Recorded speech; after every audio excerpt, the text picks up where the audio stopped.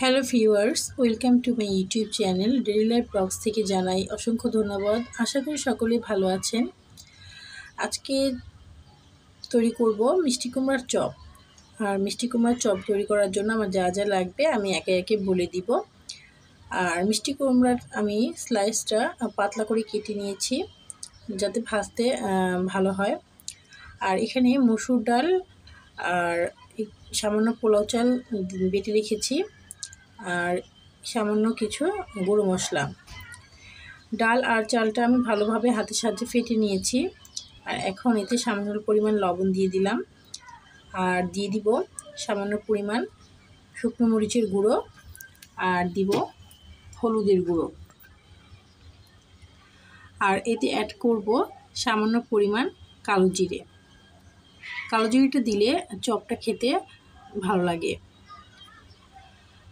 আর ময়দাটা আমি ময়ান দিয়ে রেখে দিয়েছিলাম, আর যেহেতু বেসন নেই কেউ চাইলে বেসনও দিতে পারেন।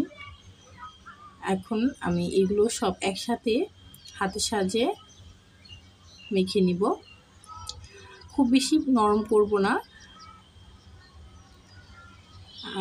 তাহলে ব্যাটারটা তেলের মধ্যে ছড়িয়ে যাবে।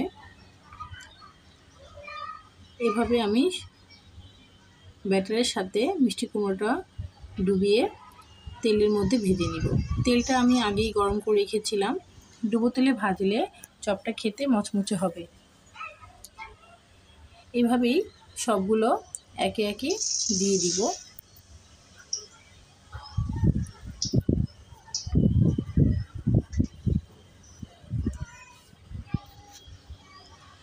চুলার আঁচটা মিডিয়ামে রাখবো।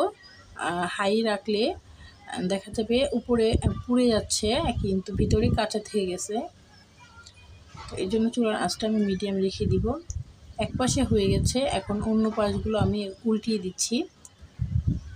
তো বন্ধুরা, কেমন লাগলো আমার এই মিষ্টি কুমড়ার চপের রেসিপিটা? যদি ভালো লেগে থাকে অবশ্যই বাসায় ট্রাই করবেন। আমার চ্যানেলে নতুন হলে চ্যানেলটি অবশ্যই সাবস্ক্রাইব করবেন। সবাই ভালো থাকবেন, সুস্থ থাকবেন। সকলকে ধন্যবাদ।